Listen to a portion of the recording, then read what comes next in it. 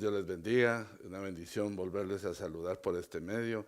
Muchas gracias por permitirnos entrar a sus hogares, esperando que seamos de bendición. Vamos a orar, vamos a pedirle al Señor que nos bendiga después de una semana ardua de trabajo y bendecida, ¿va? También porque el trabajo es una bendición. Vamos a pedirle al Señor que el cansancio, las preocupaciones, en este momento los podemos ir dejando, ¿va? Venid a mí todos los cargados y cansados, que yo os haré descansar, ¿va? Dice el Señor, ¿va?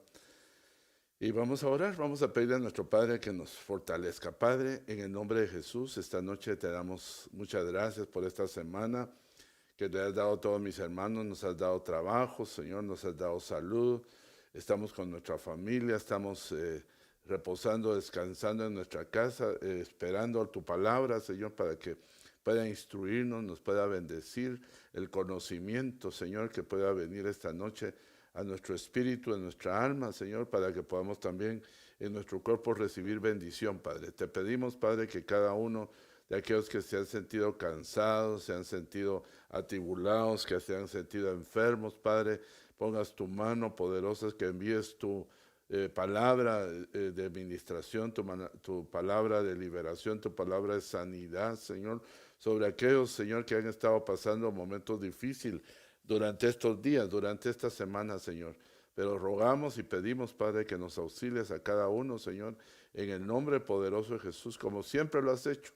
Nunca hemos dudado, Señor, de que tú estás atento a la voz de nuestra boca, Señor, de nuestro corazón.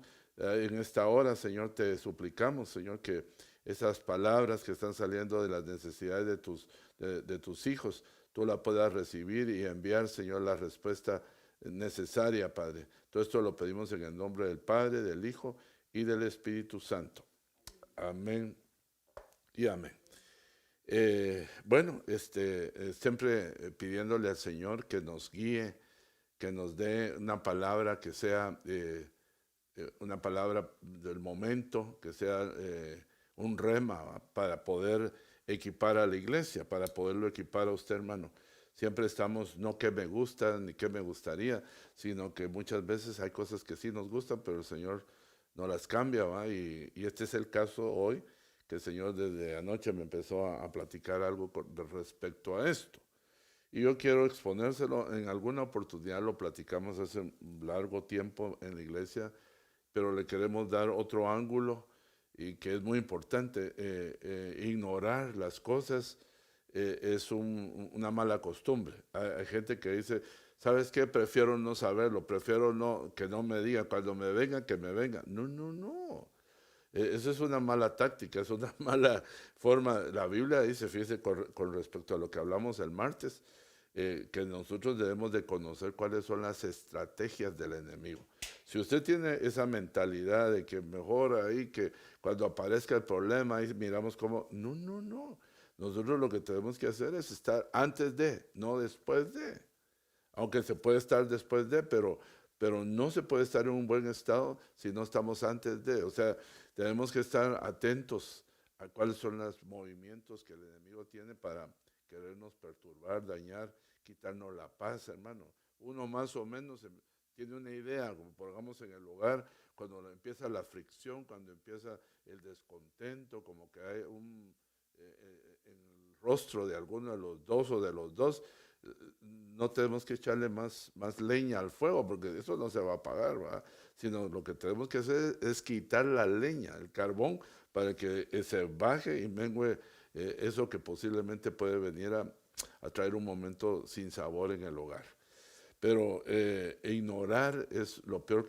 ¿Y sabe qué es lo tremendo? Ignorar no queriendo uno, porque uno puede ignorar ciertas cosas por cuestión de que no le informaron o no estuvo presente, pero de adrede, no querer saber uno las cosas que han de venir, creo que es como es un error grave que lo agarre a uno el problema o la situación sin saber qué hacer, hermano. Yo creo que es mejor que sepamos para ver para dónde le damos, para dónde escapamos, diría alguien, ¿va? O qué hacemos, porque hay casos, por ejemplo, las enfermedades y muchas situaciones de la vida necesitamos estar entendidos cómo vamos, cómo está, cuál es el próximo paso, ¿va? Y entonces yo quisiera hablarle en algo que es muy importante y yo quiero leerle primero, quiero empezar leyéndole un versículo que está en Efesios 3:18. Fíjese cómo dice: seáis capaces de comprender con todos los santos cuál es la anchura, la longitud y la altura y la profundidad. Fíjese, capaces de comprender con todos los santos cuál es la anchura, una medida, la longitud, otra medida, la altura, otra medida, y la profundidad, otra medida. 4 medidas que Dios nos da acá. Y de conocer el amor de Cristo, fíjense, después de conocer, y de, ese a continuación, y de conocer el amor de Cristo que sobrepasa el conocimiento.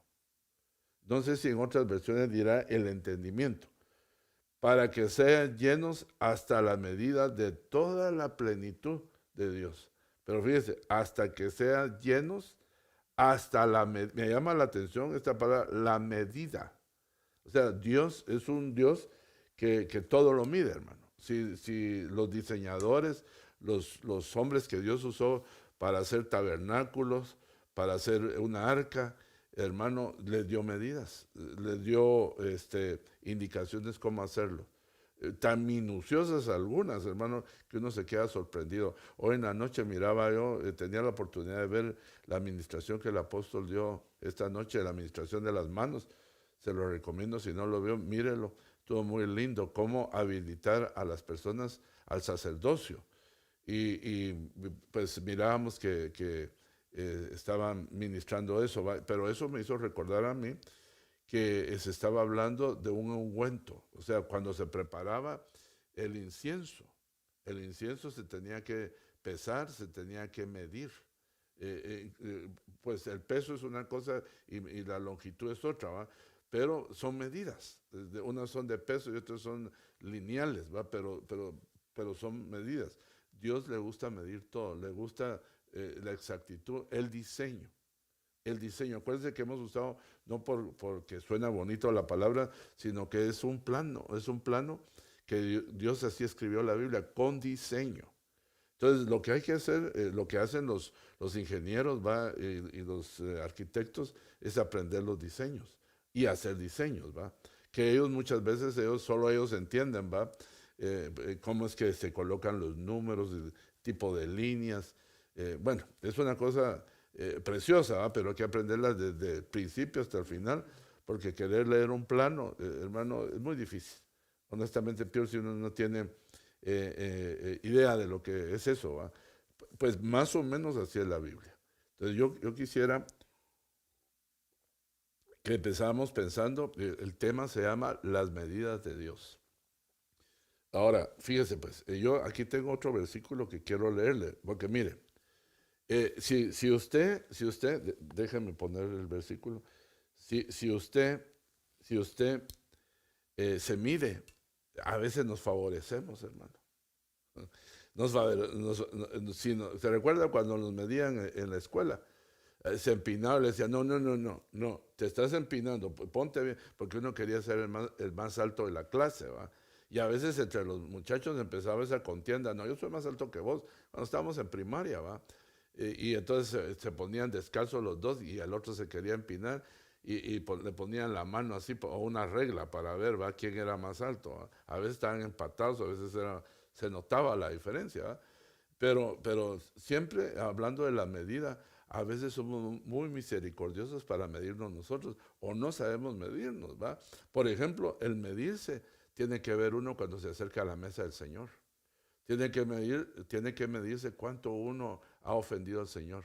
Y para eso tiene que traer a memoria muchas cosas que uno ha infringido y que uno tiene como conocimiento que no debía de haberlas hecho y que no ha pedido perdón. Es que nos estamos adelantando un poquito porque el domingo se recuerda que nos toca Santa Cena.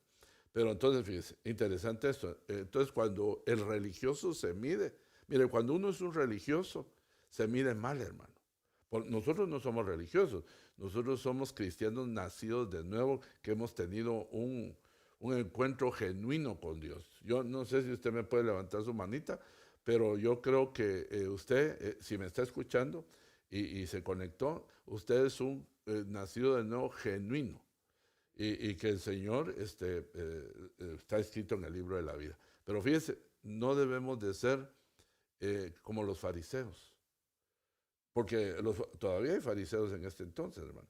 Entonces, lo que Dios busca en nosotros es que nosotros fíjese, si nosotros nos aprendemos a juzgar hoy, dice la Biblia que nos van a dar después que juzguemos ángeles. Y acuérdense que la Biblia dice que nosotros fuimos hechos un tanto mejor, un tanto menor que los ángeles. Quiere decir que cuando se voltee esta situación, nosotros vamos a ser tan mayores que los ángeles, porque nosotros vamos a tener la autoridad para poder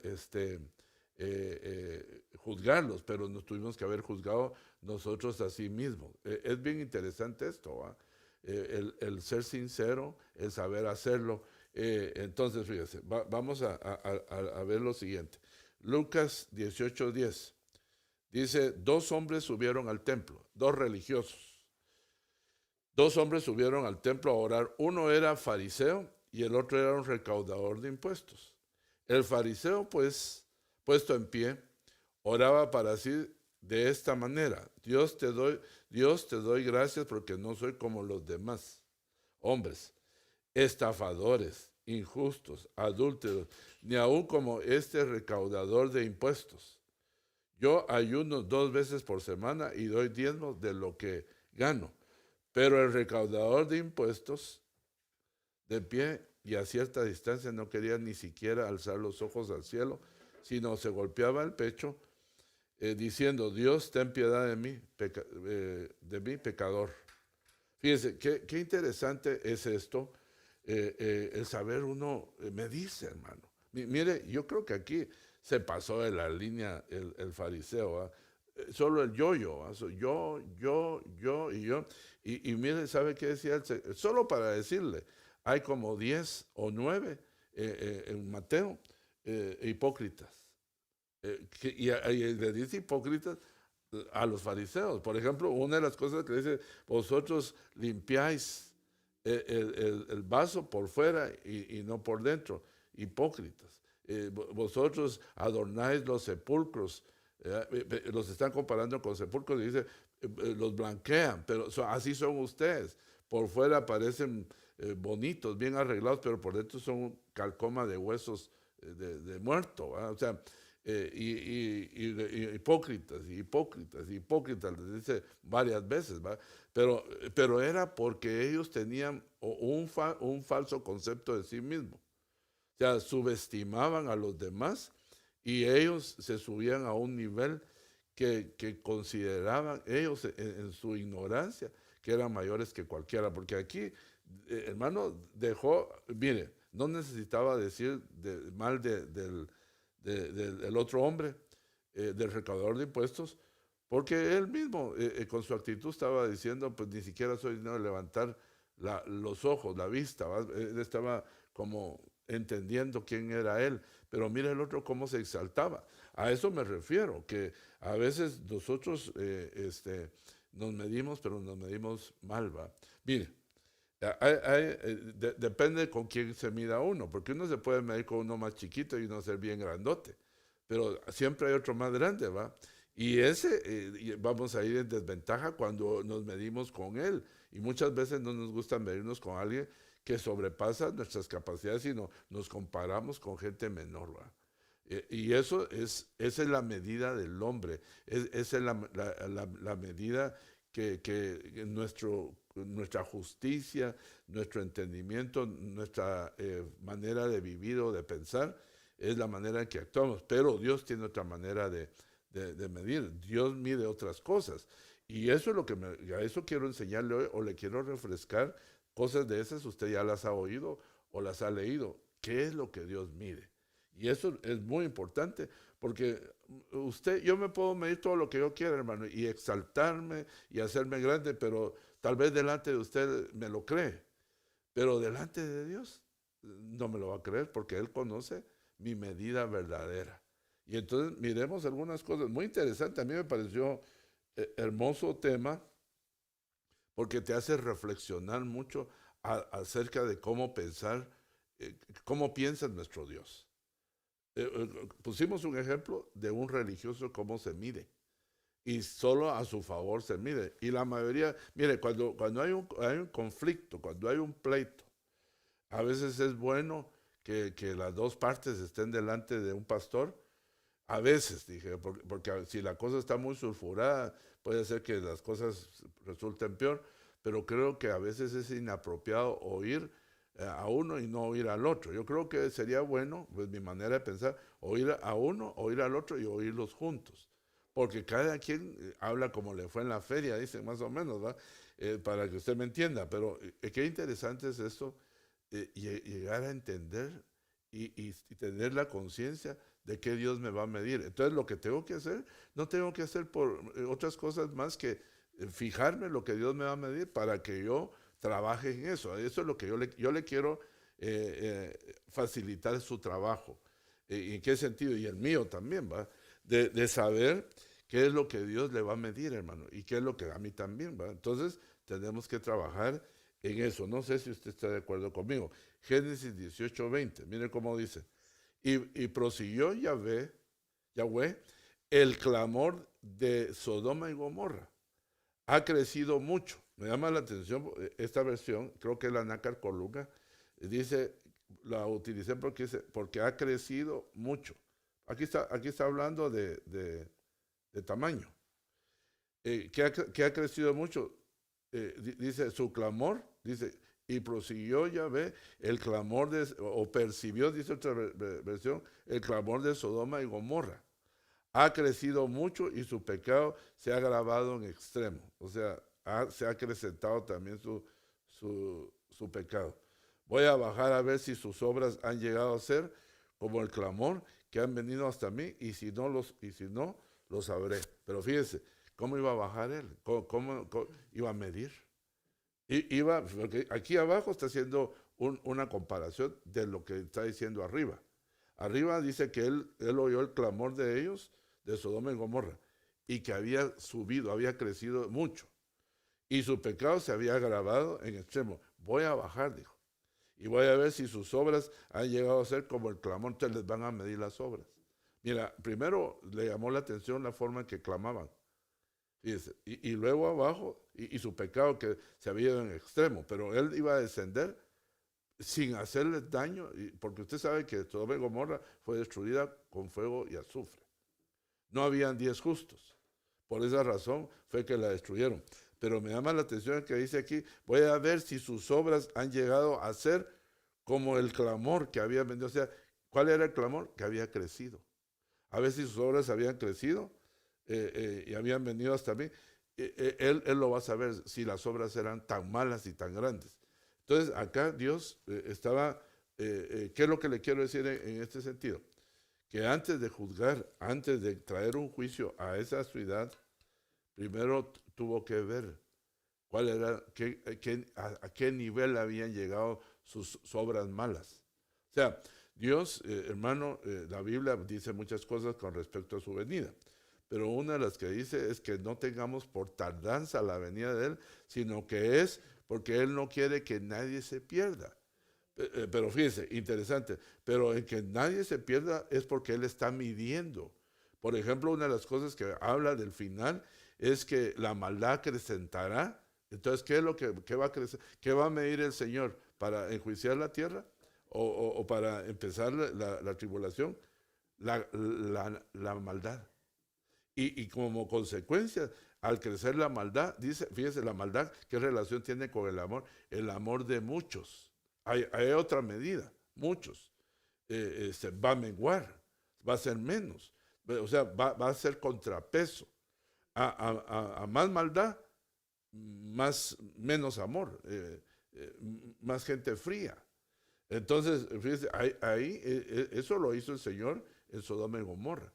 Pero lo mismo, acordándome de la maldad, eso mismo le platicó a Noé, que el Señor había visto hasta dónde había llegado la maldad. No sé si tal vez me hicieran favor de buscarme ese pasaje, me parece ser que había llegado hasta la nariz del Señor el olfato, pues debe ser el olfato, del hedor de la maldad que había en la tierra.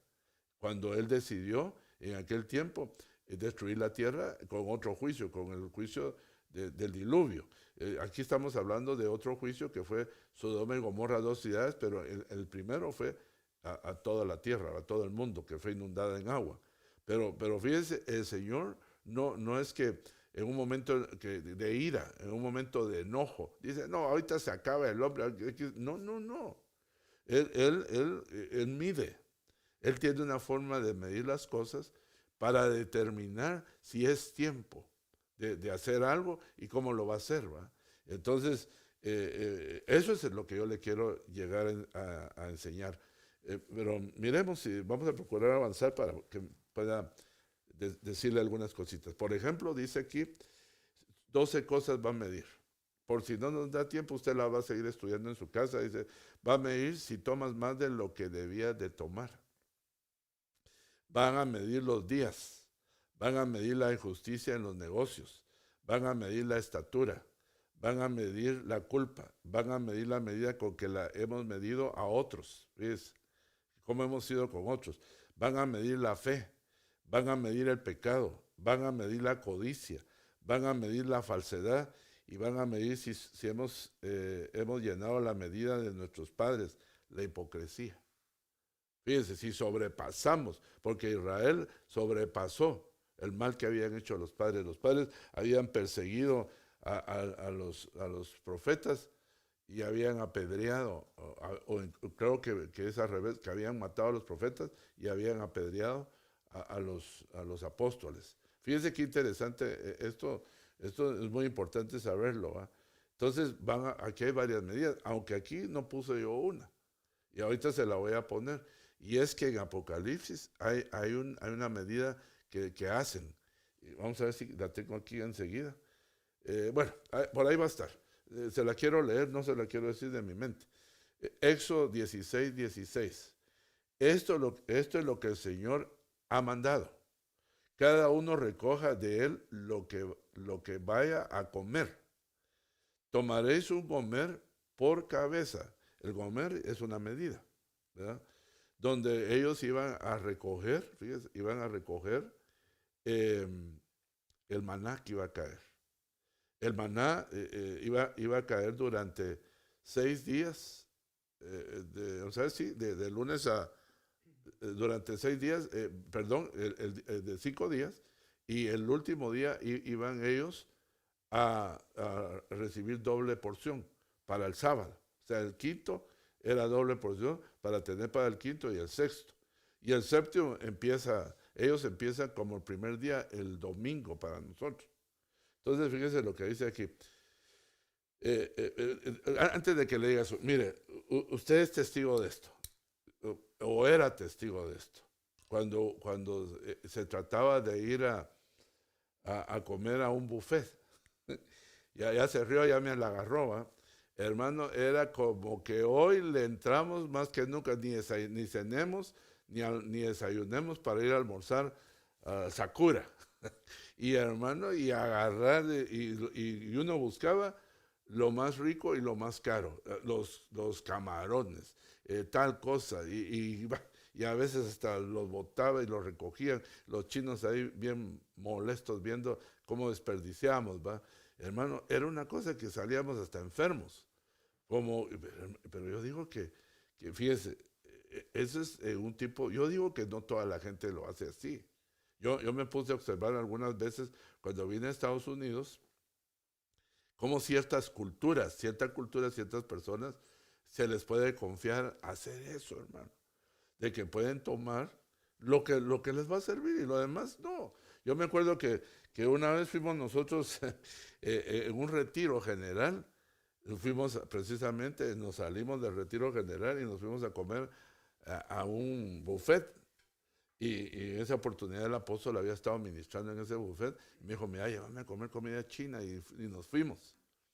Y ahí cuando un hermano me llamó, me dijo, ¿dónde están? Le dije, hermano, cayeron todos los hermanos. Ahí va ver al hermano Sergio y todo, pues tuvieron que comprar el buffet para poder entrar.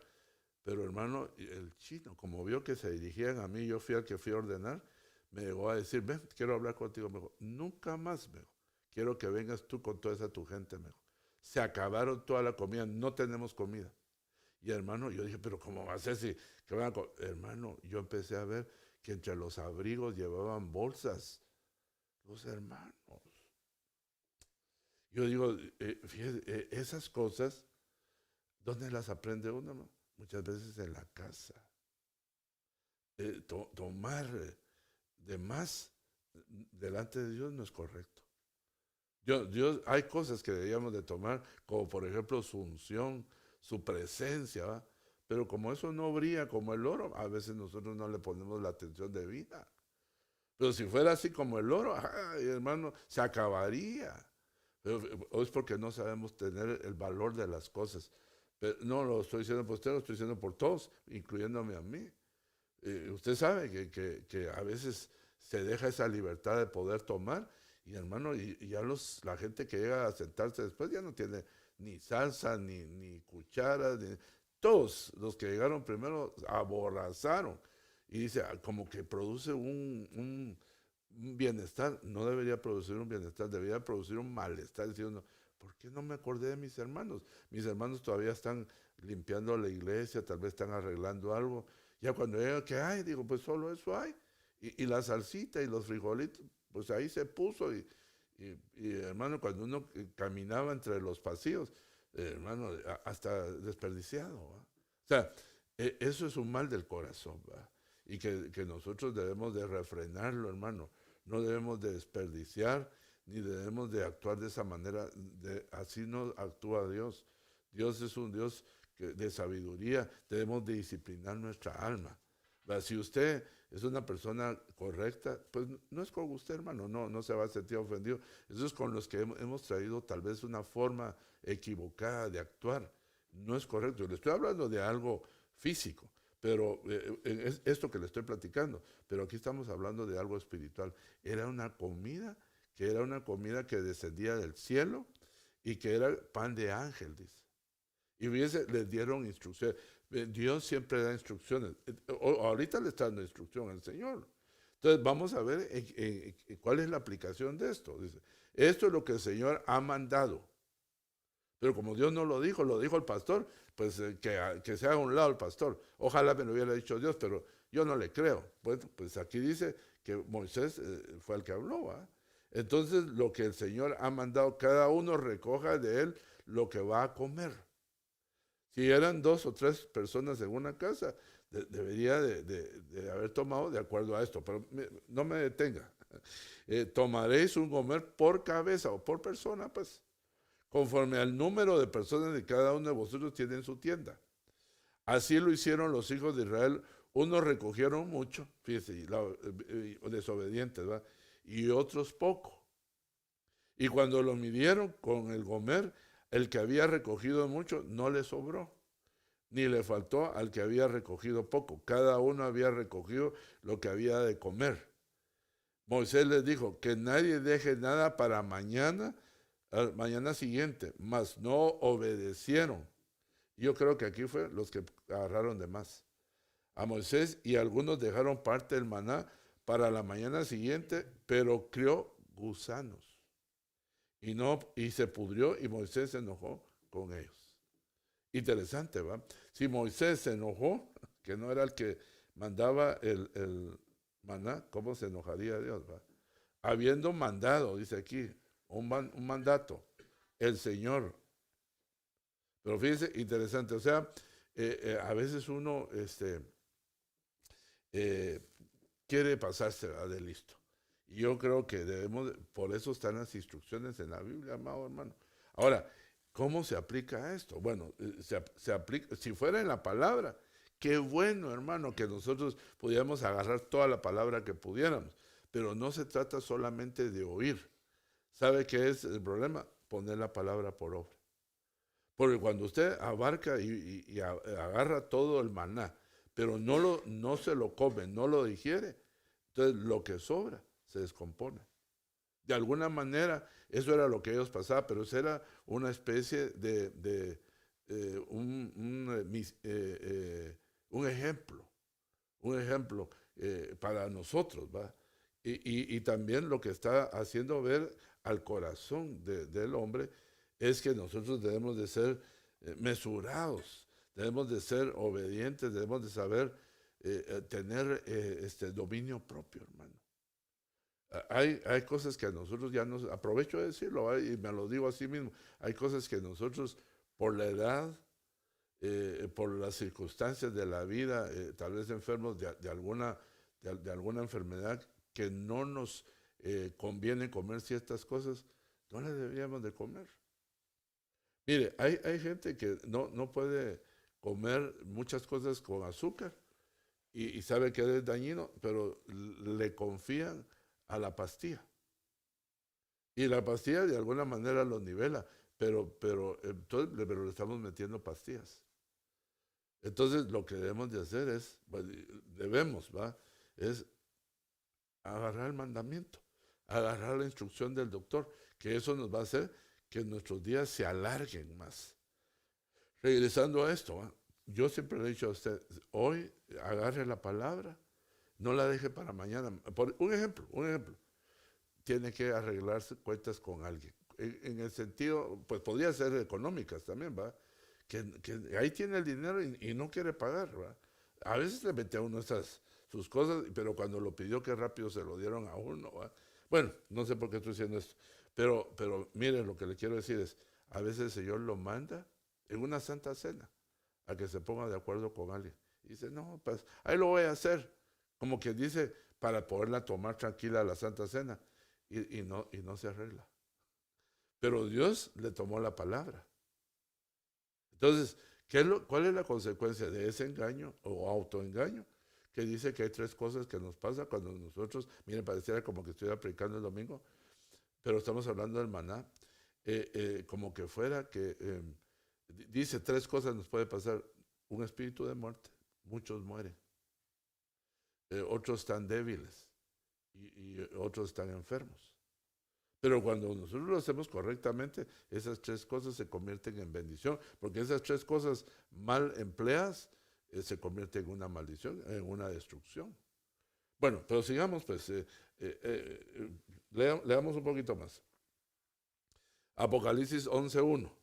Fíjese, me fue dada una caña de medir, semejante a una vara. Y alguien dijo, levántate y mide el templo. Entonces, midieron el templo de Dios. El altar, lo miden. Y a los que adoran. Fíjese, ¿qué hace uno regularmente en la adoración? La mayoría de gente cree que la adoración es un canto. Cree que la adoración, como me decía alguien, ¿sabe qué me gusta a mí dentro de todos los cantos? Cuando entra la etapa de la música que hace llorar, romántica. A mí me dio risa, ¿va? Y yo le expliqué más o menos a esa persona qué era eso, ¿va? Porque es que me pongo romántico, me pongo a llorar, y pero es cuando no hemos entendido. Hermano, la Biblia dice que el Señor eso lo dijo cuando se encontró con la samaritana, porque el Señor busca adoradores en espíritu y en verdad, no en el alma, no en la carne, el alma, la carne, sino en el espíritu. Y dice que busca a los tales. Cuando alguien busca algo es porque no hay muchos, hermano. Y de esos que no hay muchos, los van a medir, hermano. Qué interesante, ¿va? O sea, para calificarlos como adoradores, si llenaron la estatura, va a haber una medida. Si usted me dice cuál es, yo no se la puedo decir ahorita, ¿va? En este momento. Pero van a medir a los adoradores. Olvidémonos del altar y de la casa de Dios, que también es importante. Si no, no nos lo hubieran puesto. Si no tuviéramos que incluir eso, pues dirían solo los adoradores. Por ejemplo, yo diría en el templo, el Señor cuando llegó al templo, se frustró, se enojó, hermano. Encontró que ellos, fíjese cómo le dijo, que habían convertido la casa de Dios en una cueva de ladrones. Tenían negocios, tenían un montón de situaciones, habían cambistas, les tiró todo, todo lo tiró al suelo, ¿va? Hermano, dice que hizo un chicote.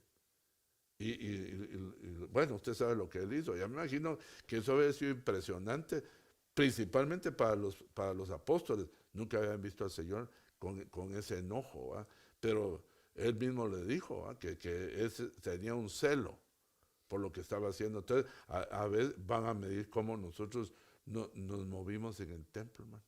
¿Qué llegamos? Si llegamos a comer, llegamos a contestar las llamadas, a bromear entre los hermanos. Uno al otro le manda un chiste y el otro se ríe, lo voltea a ver.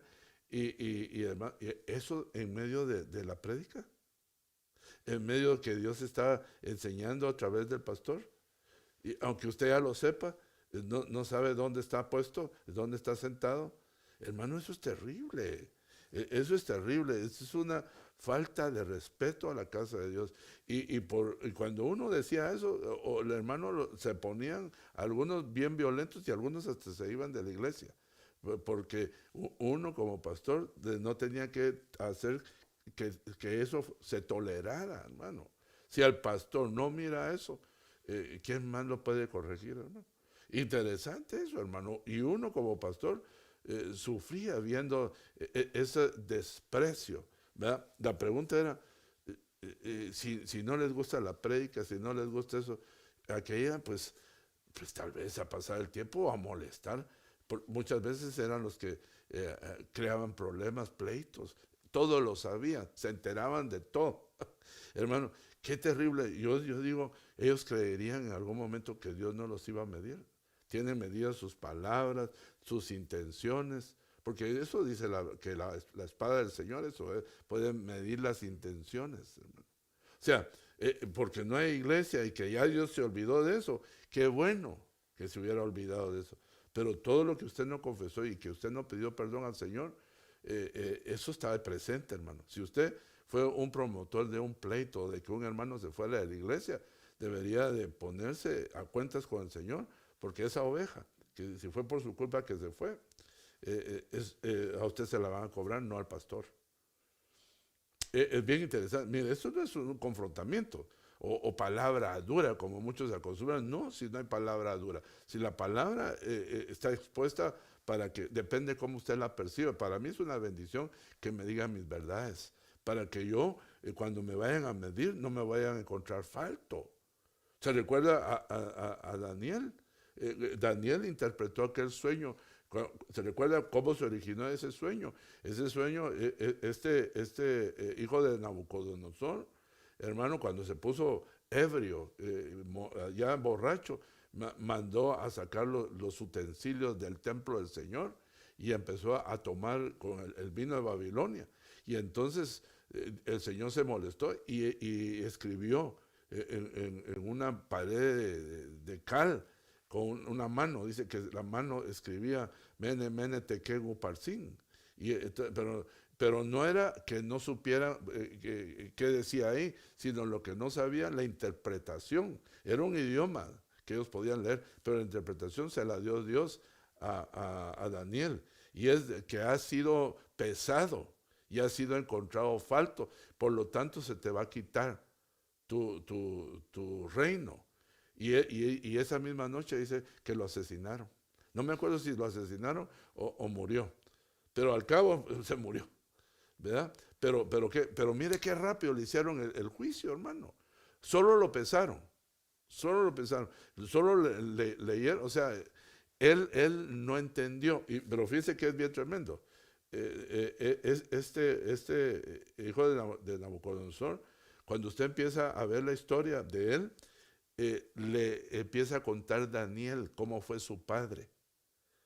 Y yo, cuando empecé a leer y me empecé a dar cuenta, pensé que había aprendido el hijo no quiso aprender el bien de su padre. Él hizo peor que el padre.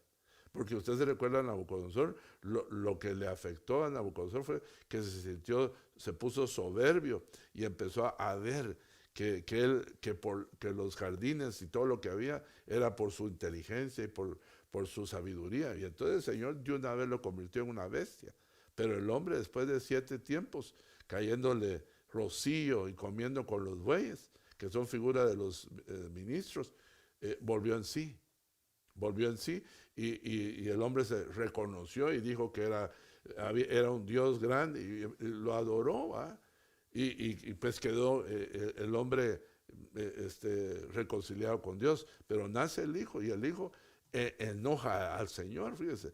Esos vasos eran gente que Dios había. Acuérdense que la Biblia dice que en la casa de Dios hay vasos de honra y de deshonra. No eran eran vasos físicos. El Señor no se iba a enojar por los vasos físicos, era lo que representaban. Que les pusieron un vino que no era un vino celestial, sino era un vino del mundo. Y el que tiene Babilonia, al que la ramera se embriaga de esa copa, de ese mismo, que las naciones dice que las se han embriagado de eso. ¿Va? Pero fíjese, interesante, porque fue desechado, fue quitado. Y así cada uno de los que el Señor fue juzgando. Yo me imagino que a Sansón el Señor lo midió. Y cuando le ejecutó el juicio fue porque ya él ya no había vuelta de hoja, hermano. Entonces de eso queremos seguir hablando un poquito, ¿va? Pero entonces fíjese, hermano, es necesario adorar. ¿Y ahora qué vamos a hacer, hermano? Pues en la casa, yo ya le he dicho. Mire, como no tenemos a alguien que dirija siempre, los mejores momentos quiere que le pueda contar yo en esta pandemia, como yo no puedo dirigir y como no sé cantar y me faltan muchas cosas, pero no por eso va a ser una excusa para decirle que no puedo, que no quiero alabar y no quiero adorar. ¡Pum! Pongo mi grabadora o pongo mi teléfono. Y yo ya sé lo que va a pasar. Y empiezo a cantar, y empiezo a cantar, y empiezo a cantar. Y en un momentito me quebranta el Señor, me quebranta el Señor. Empiezo a hablar en lenguas, empiezo a hablar en lenguas, empiezo a adorar, entro en la dimensión. Yo no necesito ver al grupo ahí tocar. Qué lindo oírlos, no lo estoy despreciando. Pero si nosotros se tratara de que la música es la que nos motiva, no, hermano. Si no están los buenos y no suena bien y no suenan las que a mí me gustan, entonces no puedo entrar a la presencia de Dios. Es un engaño, no entendido. No llegó ese día al discipulado. Nunca ha llegado a esos discipulados, por eso no sabe. La gente cree que adorar es fácil.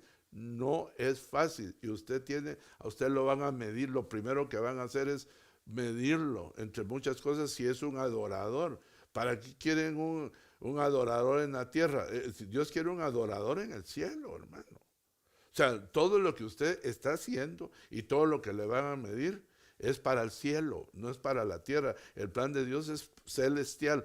Hay cuerpos terrestres y cuerpos celestes. Entonces los cuerpos celestes son los que vamos a estar en el cielo. ¿Para qué vamos a tener un cuerpo terrestre donde no podemos vivir? Los terrestres en la tierra y los celestes en el cielo. ¿Va? Pero lo que sí quiero decir es, tal vez quiero corregir lo siguiente.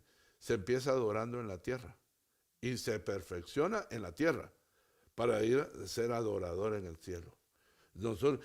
Pero es que usted piensa en la carne esa que uno tiene, ¿va? Que está en el culto y está pensando en que ya tiene hambre, y acaba de desayunar, que tiene que ir a ver a no sé quién, que quedaron de juntarse con no sé cuánto, que tiene que ver su partido. Hermano, honestamente, ¿quién le puede recibir entre novios, ¿va? Entre dos novios que se van a casar y aquel llega a visitar a la novia, ¿va? Y entonces, pues sí. Bueno, ya me voy y apenas llegó solo como para pasar, ¿cómo se diría eso? Lista. No, tal vez se le pasa en la tierra, pero al Rey de Reyes y Señor de Señores, querer irle a hacerle el cuento, ¿va? Solo para que no diga el pastor, no, usted olvídese de mí. ¿Qué dice Dios? ¿A qué llega a la iglesia? Para haberle dado su sangre, haber ido a la cruz y morir con esa muerte horrible, para que nosotros pisoteemos y pongamos todo esto como una cuestión terrenal. No, hermano, no hemos entendido. Esto es algo grandioso que Dios le permite, no a muchos, pocos en la tierra. Y usted tiene esa bendición, que tiene el conocimiento, que está en un ministerio donde se le ha enseñado. Si yo no le he enseñado, pero yo sí le he enseñado esto, te lo ha enseñado el apóstol y un montón de apóstoles, profetas, evangelistas y maestros. No solo una persona. No va a poder decir, a mí nadie me enseñó.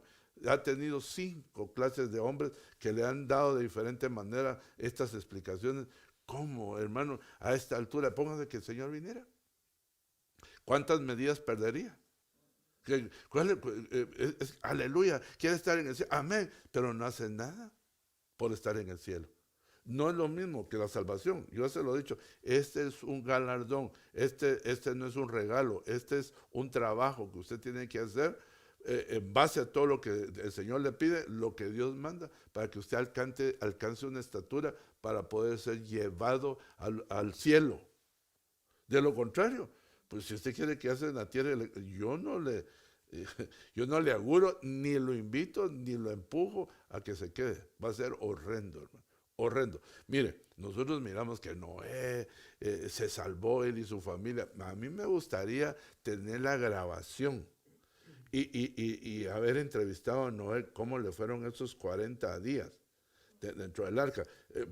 No fueron solo 40 días, ya le hice la cuenta que fue un poquito más de un año. Entre subió el agua y bajó el agua, pero cuando estaba en lo más duro, yo quisiera que hubieran grabado cómo estaba temblando Noé, cómo está, hermano, si nunca dejaron de ser hombres. Oían el embate, oían el ruido, la furia del agua, los gritos de la gente, aunque no se murieron, hermano, casi estaban muriendo de pánico. ¿Y usted cree que los animales no estaban asustados? Imagínense todo ese montón de animales gritando, hermano. Era un caos eso, algo terrible. Pero si nosotros entrevistáramos a Enoch, Enoch fue el que fue arrebatado, ¿eh? Ese no vio nada, no tuvo ni animales, ni tuvo que esperar, ni tuvo que trabajar. Ese se fue vivo. Algo así es la diferencia entre los que se van a quedar a la tribulación y entre los que, ¡pum!, al cielo, tranquilos, a gozarse a las fiestas, a las bodas del Señor, mientras que abajo hay un ataque de aquí y de allá, los hombres despedazándose, la bestia persiguiendo, el diablo matando al falso profeta. Hermano, qué terrible eso. Terrible. Si nosotros no damos la medida, de cierto te digo, que tú y yo lo vamos a ver si no damos la medida, si es que estamos vivos.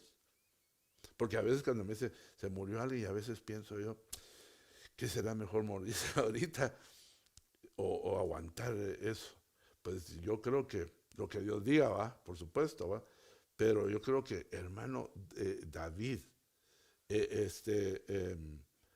Pablo, añoraban, anhelaban ese tipo de resurrección, hermano, que se tuvo. Una resurrección como la de Cristo, hermano, que seamos transformados. Ese tipo de administración debe ser hermoso, ¿va? Que nos vayamos vivos.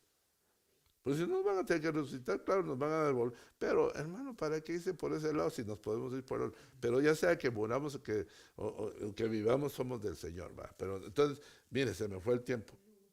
Miremos algo más. Salmo 39:4. Hazme saber, Jehová, mi fin y cuánto sea la medida de mis días. Sepa yo cuán frágil soy. Hermano, nosotros en cualquier momentito nos podemos morir. Ahí oigo algunos hermanos que me llaman, algunos de mis amigos que por caso, mi amigo que por casualidad me encontré, me dijo, ¿sabes qué? Me informó en media hora todos mis compañeros que se han muerto. Y yo sí me puse triste porque pues fueron mis compañeros, ¿va?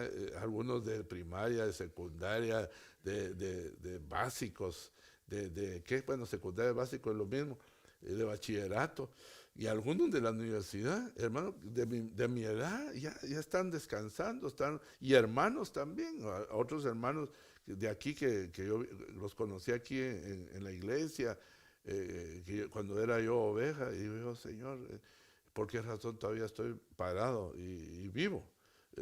Honestamente, porque Él quiere, ¿va? porque no es porque yo quiero, sino es porque Él quiere. Entonces yo creo, hermano, que si Dios quiere que estemos vivos, es una razón hermosa, que es la que deberíamos nosotros anhelar, estar vivos para su venida, hermano. Pero no vivos todos estartalados, sino estar, aunque sea viejitos, pero fuertes en el espíritu, esperando su venida, no destruidos, hermano. Y mire, lo estamos diciendo en unas buenas condiciones. Yo quisiera que usted entendiera esto. Entonces, fíjese, aquí el salmista le está diciendo, hazme saber, Jehová, mi fin, y cuánto sea la medida de mis días. O sea, van a medir los días. El Señor los midió, dijo, ya fuera del huerto, dijo, la mayoría van a morir, es decir, como yo lo entiendo, de 70 años. Los más robustos, fíjense, los más robustos, 10 años más. O sea, sería 80. Los que llegan a 90, ¿qué le diríamos? Robustos. Y no digamos los que llegan a 100, ¿va? Pero honestamente, hermano, llegar a los 100, aunque algunos, mi papá de 100, pero ¿cómo llegó? A veces es otra cosa. No se puede llegar tan entero como estamos ahora. Y los que están muriendo a esa edad son los que estaban antes que nosotros. Los de ahora, hermanos, como dijo alguien, son de esos modelos que ya no los hacen bien hechos, que a cierto tiempo hay que cambiar muchas cosas, muchas partes, ¿va? Pero Dios, que es bueno, debemos de entenderlo. Entonces, ¿qué diría yo? Nos van a medir los días. ¿Cómo vivimos los días, hermano? Mira, yo voy terminando. A mí esto me impresiona mucho y no lo había visto cuando lo estaba escribiendo. Dios me ha estado hablando en las madrugadas acerca de mis días, hermano. Y mire, han habido días específicos. En mi adolescencia, adolescencia sería de los 12 años a los 17, de los 17 a los 20 y tantos, que me ha ido llevando año por año, hermano. Y en muchos y algunos años me he quebrantado y he llorado. Le digo, Señor, yo no hubiera querido vivir ni ofenderte. Y eso es lo que está haciendo conmigo. Y no me asustaría que contigo también lo está haciendo el Señor. Me está haciendo contar los años. Año por año, hermano, día por día he estado llorando. Diciendo, Señor, ¿cómo no me apareciste antes? Para no haber hecho esas semejantes tonteras. Para haber sido de otra forma, como otros que oigo. Y perdóname, no sé si eso iba en el paquete, pero hoy me arrepiento de eso. Hermano, ese es el trabajo que está haciendo el Espíritu Santo con nosotros. Si nosotros estamos pensando que cómo hacer más dinero, está bueno, pero que no sea el centro eso de tu vida, que ya se me bajó la cuenta y que yo tanto aquí, hermano, eso te hace olvidarte de lo más importante. Y de todas maneras, a todos se nos va a acabar la cuenta. Yo una vez te doy la mala noticia. Porque entonces te cuento que otra de las cosas que van a medir va a ser la fe. ¿Y cómo te la van a medir? Sin nada. Sin nada, sin ni un centavo. Cuando tú tengas ni un centavo donde ha estado tu fuerza, donde ha sido tu orgullo, cuando te lo quites, entonces vamos a ver, a mí me van a ver y a ti, en quién habíamos confiado. Porque tienes un trabajito, no, hombre, si en cualquier rato cierran y se quiebra. No, hermano, si nosotros debemos poner los pies en la tierra y aunque tengas lo que tengas, se acaba el dinero. Millonarios quebrados, hermano, quebrados, millonarios. ¿Por qué no hemos quebrado nosotros? Por la misericordia de Dios. Pero Dios, déjame decirle, yo a veces no estoy de acuerdo en ese canto. Dios no tiene favoritos. Yo no lo creo. Que si mi apóstol sí me podría corregir, va, en ese sentido, pero yo no creo que Dios tenga favoritos. Y no Juan, no, Juan decía de él mismo que él era el favorito del Señor, pero Dios no decía que era el favorito. Lo que Dios le permitía, la capacidad que tenía Juanito, era joven y no era, tenía libertad para expresar su cariño. Y entonces el Señor lo dejaba. ¿Verdad? Podría ser que le amaba, ¿verdad? Porque dijo el Señor, Pedro, me amas más que todos estos. Quiere decir que no solo Juan le amaban otros. Interesante, nos van a medir el amor, hermano. El amor, fíjese, es que este tema es tremendo, hermano. Te van a medir el amor. Yo te digo 3 círculos tienes tú. El amor de tu casa, en tu casa. Primero debe ser tu esposa. El amor a tus hijos. Si eso está descompensado, ahí se puede ver la idolatría. Tiene que ser tu esposa y tiene que ser o también a las esposas. No, es que, como muchos dicen, yo no me separo por los hijos. No, ya está separado de ese tiempo, eso no es matrimonio. Eso no es un vínculo, los hijos no son un vínculo para eso. ¿Sabe cuál es el vínculo del matrimonio? El amor, no son los hijos, es el amor. Y si ese vínculo está roto, sus hijos van a crecer sin amor, porque no lo van a poder percibir de genuino de los padres que debían de producir eso. Así que deje de estar peleando, deje de estar pensando en divorciarse y arregle su vida, porque lo van a medir. Lo van a medir. Y el daño que le haga a su familia, se lo van a medir también, hermano. No vengo como trayendo, cortando, no, le estoy diciendo lo que dice la Biblia, hermano. Lo van a medir en su casa como es, porque algunos son candil de la calle, oscuridad de la casa. ¿Por qué eso? Eso no debería existir, ese es un refrán del mundo, pero es una gran verdad. En otros lados, risa y felices con los hermanitos, y en la casa, bien bravo, y que todo tirándole. No, hombre, al que debía tratar bien es al esposo, y a la esposa, a los hijos.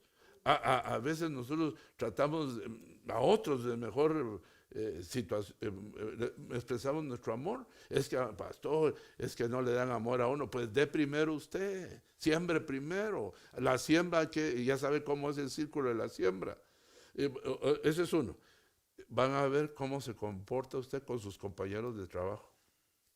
Son inconversos, son impíos, pero ¿saben qué va a ver Dios si les ama? Aunque ellos no le amen, que usted les predica del evangelio, que usted les habla del Señor, que les da buen ejemplo, llega primero, se va de último, limpia donde trabaja, no se roba nada, no habla del patrón. Eso es amor, para que la gente que está perdida le siga y le busque. Y principalmente la iglesia.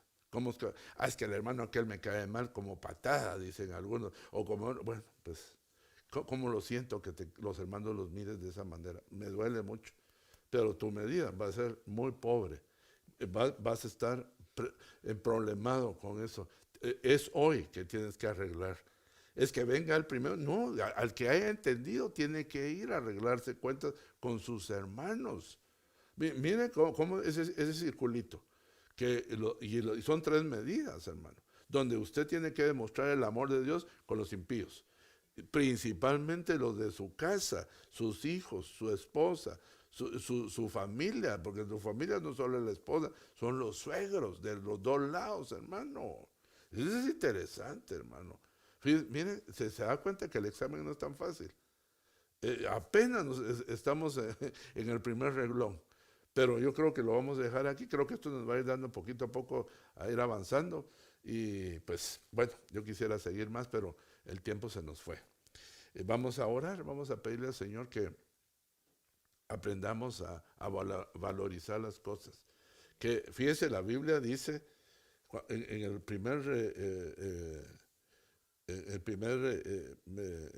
la primera pregunta, ¿va? Donde dice que no agarremos más de lo que nos corresponde. Es que la Biblia dice que Dios no nos ha dado un espíritu de cobardía, sino de poder y de amor y termina con dominio propio. O sea, yo no voy a tomar lo que ya no me cabe o lo que no me corresponde, se lo voy a dejar al otro. Hermano, hay veces que hay especiales y dice, no, esto es solo para los de la foto. ¿Y por qué no le dice a toda la iglesia que en ese lugar las cosas están casi regaladas? Bueno, eso es un decir, ¿va? Pero están más favorables que otros, no solo nosotros. Esa es una maldad, ese es tener un mal corazón. Y que Dios no lo va a ver, porque eso le va a afectar en otras cosas. O sea, nada oculto va a quedar escondido, todo va a salir a la luz. ¿Y qué vamos a hacer? Pues en esa posición estaban aquellos que cuando acaba de caer el Espíritu Santo, y yo le contesto lo que le dijeron los apóstoles, arrepentidos y convertidos. Eso te diría yo a ti. Si tú estás ahorita que no hayas ni qué hacer con la prédica, ojalá arrepiéntete y conviértete de verdad. Porque este es un tiempo de definición. Es definición.